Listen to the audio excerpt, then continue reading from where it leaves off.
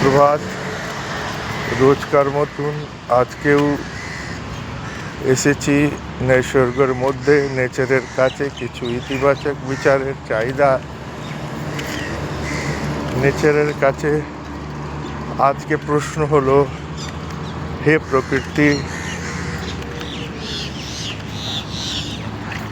যখন আপনার নির্দেশানুসার আমি আমার পুরো হার্ডওয়ার্কিং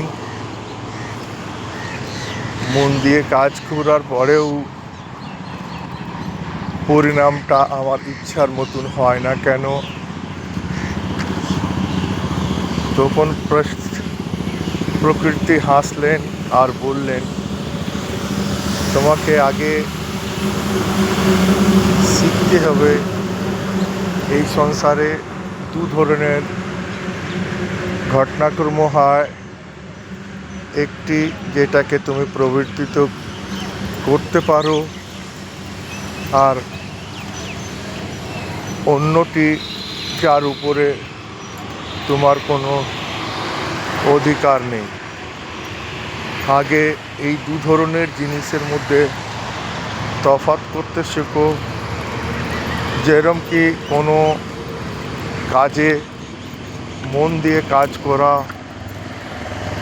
এগুলো হার্ডওয়ার্কিং করা, এইটি তোমার কন্ট্রোলে, কিন্তু তার রেজাল্ট কী হবে, তার পরিণাম কী বেরোবে, এইটা কিন্তু তোমার এখতিয়ারের বাইরে।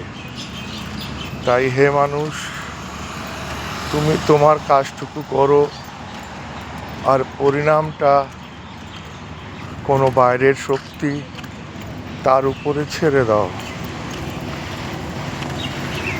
কেন কি জিনিসগুলো এই পৃথিবীতে, এই সংসারে এক অপরের সঙ্গে যুক্ত।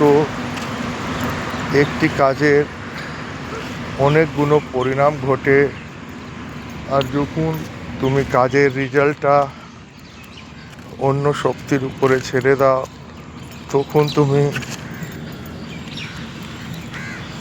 পরিণামের আউটকামের চিন্তা দিয়ে মুক্ত হয়ে যাও। তাই বন্ধুগণ,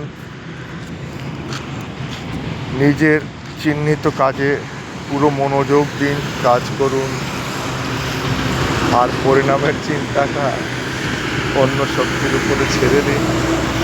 আর রোজকার এইভাবে ইতিবাচক বিচারের জন্যে চ্যানেলকে লাইক আর সাবস্ক্রাইব করুন। ধন্যবাদ।